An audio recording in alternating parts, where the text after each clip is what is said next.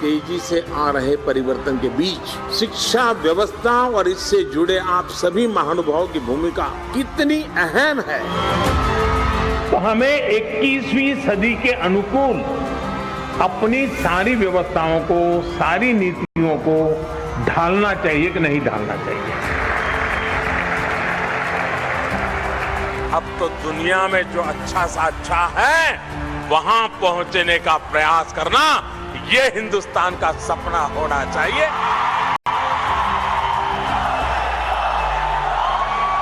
अब अपने सपनों को पूरा करने के लिए दिन रात मेहनत कर रहे हैं। मैं आपके सपनों में आपके क्षेत्र का भविष्य देखता हूं।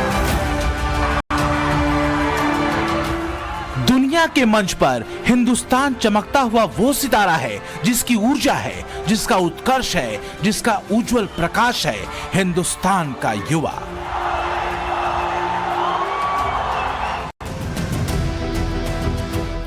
इक्कीसवीं सदी अगर हिंदुस्तान की सदी है तो सदी का अहम किरदार है हिंदुस्तान का यूथ। और अब पीएम मोदी ने इसी पीढ़ी के लिए देश के भीतर ही दुनिया के टॉप यूनिवर्सिटीज की पढ़ाई का रास्ता खोल दिया है।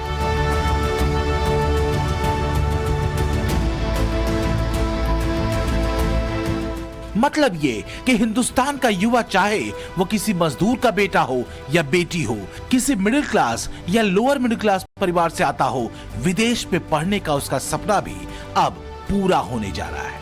विदेशी डिग्री हासिल करने का मौका अब उसे मिलने जा रहा है।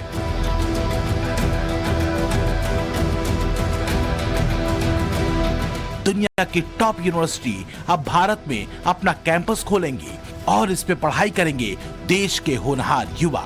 वो भी मोटी फीस देकर नहीं, भारी भरकम आर्थिक बोझ के साथ नहीं, बल्कि सामान्य फीस स्ट्रक्चर के साथ।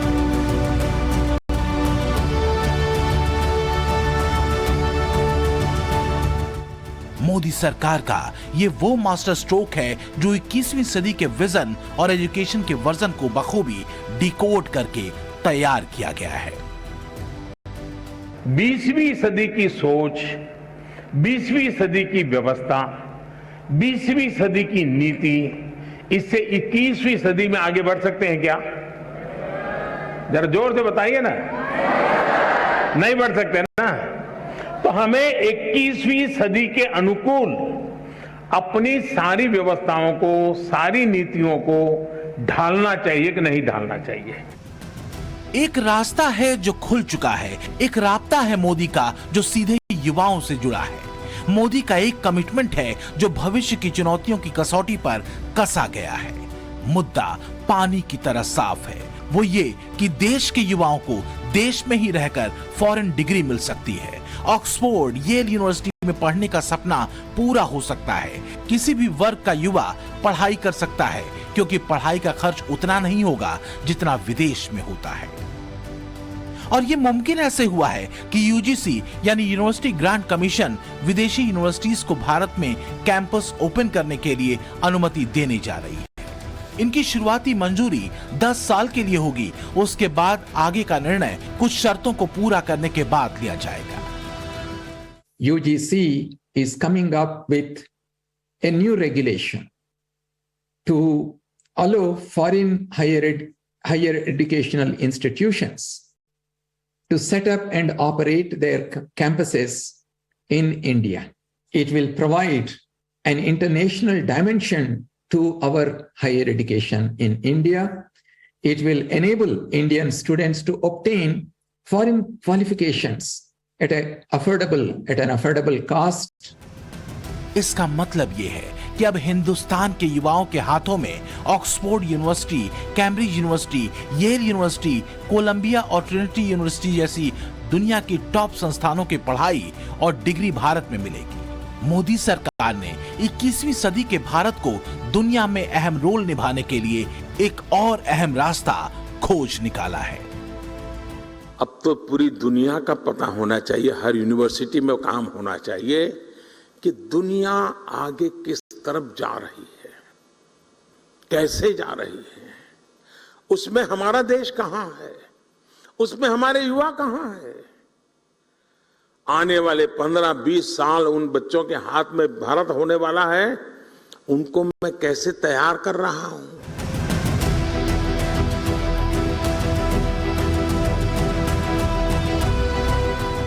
देश के भविष्य के साथ मोदी का संवाद हिंदुस्तान को विश्व गुरु बनाने में उसके किरदार के बारे में बताता रहा है। फिर चाहे वो नेशनल एजुकेशन पॉलिसी हो या भविष्य की योजनाओं की बच्चों और युवाओं के साथ चर्चा, मोदी हर कदम दुनिया की रफ्तार से आगे निकलने के लिए देश के बच्चों और युवाओं पर फोकस करते रहे हैं। जिसमें 21वीं सदी के मुताबिक आधुनिक शिक्षा पर जोर है, छात्रों के इनोवेटिव आइडिया पर काम करने पर फोकस है, खास फील्ड में विशेषज्ञता हासिल करने का लक्ष्य है और देश की शिक्षा को ग्लोबल विजन के साथ कदम ताल करने पर जोर है। एक जमाना था जब भारत की पहचान दुनिया में क्या थी, ये तो सांप सपेरे वाले लोग हैं, ये तो जादू टोना करने वाले लोग हैं, ये तो ब्लैक मैजिक वाले लोग हैं। सांप और उंदर और चूहे से बाहर इनको कोई ज्ञान ही नहीं है। दुनिया में हिंदुस्तान की ऐसी पहचान थी। लेकिन कुछ वर्षों पहले भारत के 18-20 साल की उम्र के नौजवान जब कंप्यूटर के कीबोर्ड पर अपनी उंगलियां घुमाने लगे, सारी दुनिया घूमने लग गई, सोचने बदल।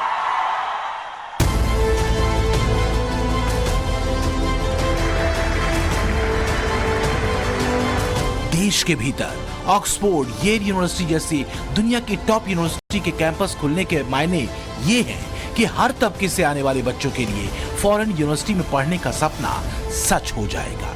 लेकिन बात इतनी भर नहीं है, बात एक बड़ी बचत की भी है जो वास्तव में फॉरेन में हायर एजुकेशन हासिल करने के दौरान खर्च होती है।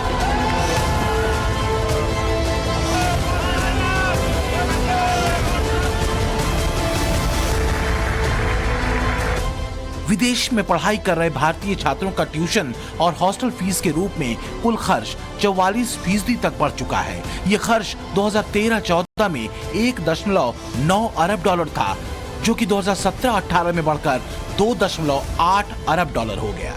2019 में रिजर्व बैंक ऑफ इंडिया की एक रिपोर्ट में यह अनुमान लगाया गया था कि 2024 तक करीब 4 लाख भारतीय छात्र विदेशी यूनिवर्सिटीज में दाखिला लेंगे।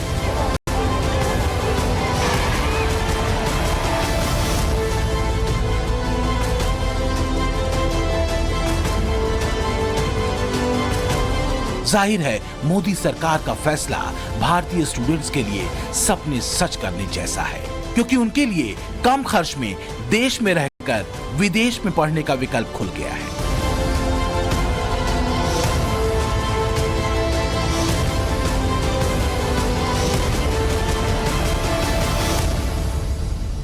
गवर्नमेंट हमारा फैसला ले लेती है और यहाँ पे कैंपस सेटअप हो जाता है तो it will be far better कि हमें इंडिया में बैठे बैठे ही फॉरेन का पूरा एक्सपीरियंस हो जाता है। बहुत से लोग होंगे जो विदेशों में जाके बहुत अच्छी हार्वर्ड और यूक्रेन जैसी जगहों पे जाके पढ़ने की कोशिश करेंगे, but due to political instability वो पॉसिबल नहीं था।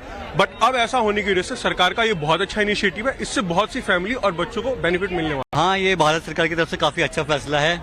जैसे कि मैंने अपनी जो ग्रेजुएशन है वो ड्यू से करी, उसके बाद जैसे मैं अपनी फर्दर स्टडी के लिए मान लो MBA करना चाहता हूँ, बट मेरे फाइनेंशियली उतना स्ट्रांग नहीं है।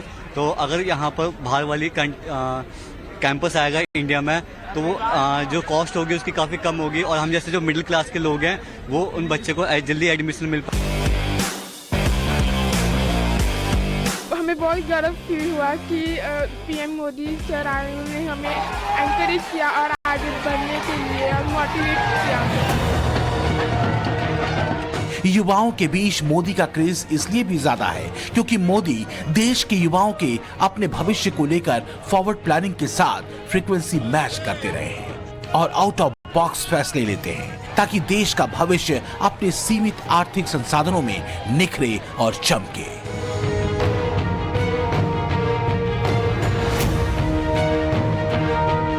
दुनिया के कई देशों ने अलग अलग क्षेत्रों में जो रफ्तार पकड़ी है उसमें एक बड़ा योगदान वहां की यूनिवर्सिटीज का भी है। यूनिवर्सिटी लगातार सामाजिक, आर्थिक और वैज्ञानिक विषयों पर रिसर्च करती है, सरकार को सुझाव देती है।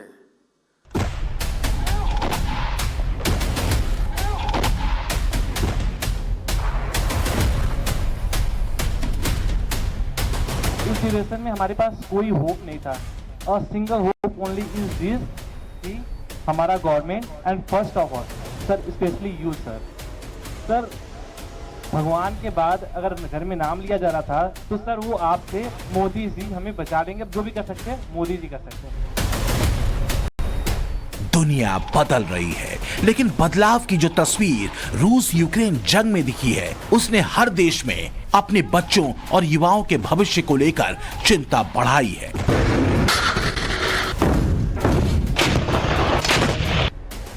पीएम मोदी की संवेदनशीलता और चिंताएं उस वक्त भी दिखी थीं जब यूक्रेन में पढ़ने वाले हजारों भारतीय छात्र फंसे थे। तब मोदी सरकार ने ऑपरेशन गंगा चलाकर सभी भारतीय स्टूडेंट्स को यूक्रेन से सकुशल निकाला था। कुल 90 फ्लाइट्स की मदद से 22,500 भारतीयों को यूक्रेन से भारत लाया गया। वतन वापस लौटने वालों में ज्यादातर वो छात्र थे जो यूक्रेन में मेडिकल की पढ़ाई कर रहे थे। पीएम मोदी ने शिक्षा के साथ ही भारतीय छात्रों की सुरक्षा को भी सबसे ऊपर रखा है और अगर दुनिया की टॉप यूनिवर्सिटीज के कैंपस देश में खुलेंगे तो फायदा कई स्तरों पर होगा। वैसे भी नेशनल एजुकेशन पॉलिसी के जरिए मोदी 21वीं सदी की जरूरतों और चुनौतियों को देखते हुए स्कूली शिक्षा के स्तर पर भी बड़े बदलाव कर चुके हैं जो दीगर हैं। दुनिया में शिक्षा की नीति निर्धारण में इतने लोगों का इन्वॉल्वमेंट हुआ होगा, इतने स्तर पर हुआ होगा, ये अपने आप में शायद एक बहुत बड़ा वर्ल्ड रिकॉर्ड है। देश के भीतर दुनिया की टॉप 500 यूनिवर्सिटीज के कैंपस और वहां के सिलेबस होने का मतलब है भारतीय छात्रों का ग्लोबल कनेक्ट। ये वो एक्सपोजर होगा जो देश ही नहीं बल्कि दुनिया की जरूरतों के मुताबिक हिंदुस्तान के छात्रों को तैयार करेगा। मोदी हर बार युवाओं से इंटरैक्ट करते यही बात उनसे बार बार कहते भी रहे हैं, बेहतरीन शिक्षा हासिल करना और दुनिया पर छा जाना।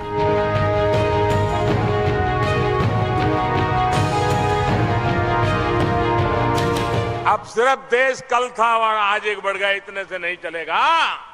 अब तो दुनिया में जो अच्छा सा अच्छा है वहां पहुंचने का प्रयास करना, ये हिंदुस्तान का सपना होना चाहिए, उसको लेकर के चलना चाहिए। भारत के युवाओं के लिए दुनिया की टॉप यूनिवर्सिटीज के देश में आने के रास्ते खोलकर पीएम मोदी ने वो शिक्षक जड़ा है जो दुनिया के मंच पर भारत को अविजित बना सकता है। जरा समझिए कि कैसे। नंबर 1, विदेशी यूनिवर्सिटीज के मेन कैंपस की तुलना में भारत में उनकी पढ़ाई थोड़ी सस्ती हो।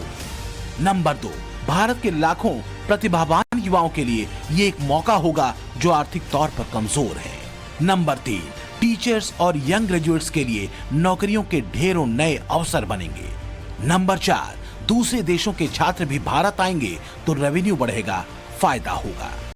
नंबर 5, एक दूसरे की संस्कृति को समझने और जानने का मौका मिलेगा। और नंबर 6, भारत की टॉप यूनिवर्सिटीज भी प्रतिस्पर्धा में शामिल होंगी। दुनिया की टॉप फॉरेन यूनिवर्सिटीज के कैंपस को भारत में लाने की मोदी के कदम की तारीफ पाकिस्तानी तक कर रहे हैं।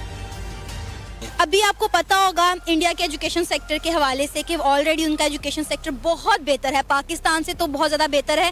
रिसेंटली उन्होंने 500 वर्ल्ड टॉप रैंकिंग यूनिवर्सिटी से रिक्वेस्ट की है कि वो अपने कैंपसेस इंडिया में आकर खोलें। अगर उनमें से कुछ भी चंद भी अपने कैंपसेस इंडिया में जाकर खोल लेते हैं तो इससे इंडिया का एजुकेशन सिस्टम मजीद कितना बेहतर हो जाएगा, बहुत ज़्यादा बेहतर होगा। और ये उनके लिए, उस कंट्री के लिए बहुत अच्छी चीज़ है कि वो अपनी क्या नाम है यूथ को अच्छी एजुकेशन दे रहे हैं। पाकिस्तान में भी हैं लेकिन चंद ही हैं, जैसे कायद-ए-आज़म यूनिवर्सिटी है, वो एक इंटरनेशनल यूनिवर्सिटी है, 500 रैंकिंग में उसका नाम आता है। लेकिन उस जो इंडिया ये स्टेप लेने वाला है वो एक बहुत ज़्यादा अच्छा स्टेप होगा उनकी यूथ के लिए कि वो अच्छी एजुकेशन और मटेरियल क्वालिटी प्रोवाइड करेंगे। उनको पता है ना कि अच्छी एजुकेशन देंगे हमारी यूथ को तो यही हमारे मुल्क को आगे जाके सर्व करेंगे। ऑलरेडी आप देख लें जितनी भी बड़ी मल्टीनेशनल ऑर्गेनाइजेशन है तमाम की सीईओज इंडियन है, इवन कि यूके का प्राइम मिनिस्टर इंडियन बन गया। वाह, ये बहुत अच्छी बात है, मुझे पता नहीं था। अगर इंडिया और पाकिस्तान के हम एजुकेशन सिस्टम की बात करें तो क्या लगता है किस कंट्री का एजुकेशन सिस्टम ज्यादा बेहतर है? इंडिया हमसे बहुत आगे है, क्योंकि मेरे पीछे टीचर होके आए हैं सिंगापुर से, साइंस कंपटीशन था उसके लिए वो गए हुए थे, तो उधर उन्होंने देखा था कि इंडिया के बच्चे पाकिस्तान से ज़्यादा तेज़ हैं। क्योंकि इंडिया अपने बच्चों को ट्रेनिंग कैसे दे रहा है वो दिमाग से करते हैं हर चीज़। हमारा बच्चा तो यहाँ पे टिकटॉक पे बैठा हुआ है, गेम्स पे बैठा हुआ है, पबजी पे, फ्री फायर पे, इन सब चीज़ों पे, लेकिन इधर इंडिया का जो बच्चा है ना वो मेहनत कर रहा है। वहाँ पे अगर आप 6-7 के बच्चे को उठा के हमारे यहाँ के PhD होल्डर को भी उठा के देख लें तो कंपेयर नहीं कर सकते। आपको पता है अभी रिसेंटली इंडिया ने 500 वर्ल्ड टॉप रैंकिंग यूनिवर्सिटीज से बात की है कि वो अपने कैंपसेस इंडिया में खोलें। ऑलरेडी आपको पता है कि उनका एजुकेशन सिस्टम, जैसा कि आपने खुद कहा कि हमसे बहुत बहुत बहुत ज़्यादा बेहतर है, और अगर ये वर्ल्ड टॉप रैंकिंग यूनिवर्सिटीज अपने कैंपसेस इंडिया में जाकर खोल लेती हैं तो इससे इंडिया का एजुकेशन सिस्टम मजीद कितना बेहतर हो जाएगा। आप खुद कह रही हैं कि वो इतना कुछ कर लेंगे तो फिर जाहिर सी बात है एजुकेशन सिस्टम तो जाहिर सी बात बहुत अच्छा हो जाएगा। और दूसरी बात ये कि हमारे पाकिस्तान के हमारी गवर्नमेंट को सोचना चाहिए कि वो अपने बच्चों को कैसे फैसिलिटेट करें। इंडिया और पाकिस्तान का एजुकेशन सिस्टम का कंपैरिजन अगर हम करें तो क्या फ़र्क देखते हैं आप दोनों में?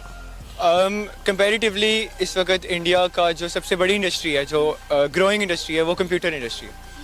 IT पे हम किसी भी बड़ी क्या कहते हैं किसी भी बड़े मुल्क की किसी भी बड़ी कंपनी के देखें तो उसके CEO या कंप्यूटर इंजीनियर ज़्यादातर इंडियन मिलेंगे। हमें गूगल का मिलेगा, हमें माइक्रोसॉफ्ट में मिलेंगे, इवन टेस्ला में भी थे और वो अब उन्होंने फायर कर दिया, ट्विटर पे भी फायर कर दिए थे, पर थे इंडियन। उसकी वजह ये है कि हमारे बच्चों को IT का इतना ज़्यादा उन्होंने कोडिंग वगैरह का सेकेंड ईयर के बाद भी और उसके बाद भी हम बहुत कम सिखाते हैं, और वहाँ पर आपको स्पेसिफिकली कंप्यूटर का वो बहुत अर्ली एज से पढ़ाना शुरू कर देते हैं और जिसका फ़र्क नज़र आता है हमें। तो ये मेरे ख्याल से एक बहुत बड़ा फ़र्क है। एक तो उनकी आबादी ज़्यादा है तो एक्सपोजर ज़्यादा मिलता है बच्चों को, और इस वजह से ग्रोथ भी ज़्यादा है। आपको पता है रिसेंटली इंडिया ने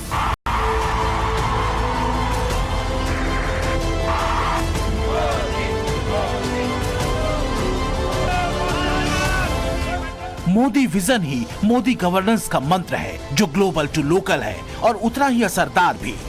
दुनिया के मंच पर बात सिर्फ मोदी विजन के काबिज हो जाने की नहीं है, बल्कि देश के चमकते भविष्य को दुनिया से रूबरू कराने की भी है, ताकि दुनिया देखे हिंदुस्तान का युवा क्या कर सकता है। Bureau report, times now, Navbharat.